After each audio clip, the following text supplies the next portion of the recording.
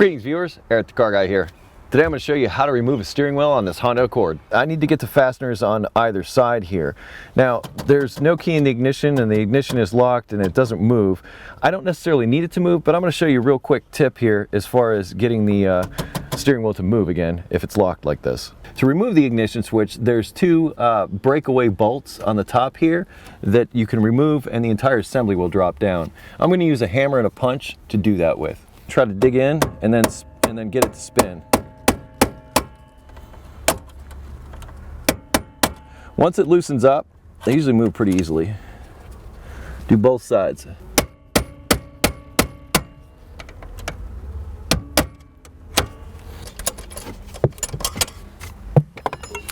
Now with that strap out of the way, you can drop the entire ignition switch assembly down and the steering wheel moves free.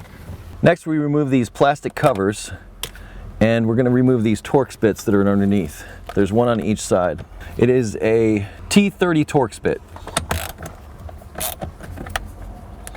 And now that we've made the steering wheel free from the column, we can move this anywhere we want. And in this case, we're going to have to remove the cruise control switch.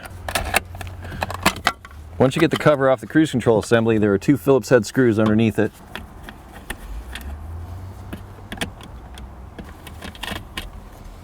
Then you can remove the switch assembly. Be careful, there's a plug in the back of it. There's a second Torx bit here to remove underneath the switch assembly. Next, you can turn it and remove the horn assembly. There's an electrical connector down underneath here that once you've got it out, push in and you can remove. This is also the airbag. Before you remove the steering wheel, you still need to get this electrical connector loose. There's a Phillips head screw that retains it to the steering wheel assembly. I believe it also unclips, but sometimes it's easier just to get these screws. Here's that clip if you can get to it. You just push up on the inner tab here and you can pull it out. Next, there's one more electrical connection at this horn right here. To remove the steering wheel, there's a 14mm bolt in its center. Now comes the trick. You got to beat on the steering wheel and it will come loose from the shaft. Now we can remove the steering wheel. Just be careful because these electrical connectors are going to have to pass through a passage here. And now you got a steering wheel.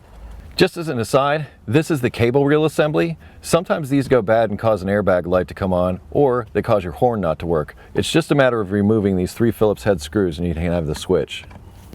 This is also an easier way to gain access to some of the combination switch screws as well.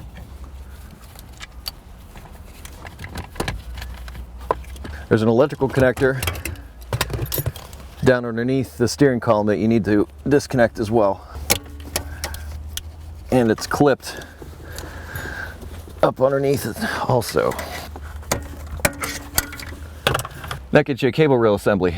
One last thing on these, make sure they stay in the same position when you remove them. If not, you could break the internals and render this whole part useless. So there you have it, steering wheel removal on a Honda Accord. Now this information will translate to a lot of other Honda models, so you may be able to use it for, say, a Civic or an Acura TL, something of that nature as well. Anyway, if you have automotive questions not addressed in this video, I'd ask you to head over to EricTheCarGuy.com. Link in the description, it'll be easy.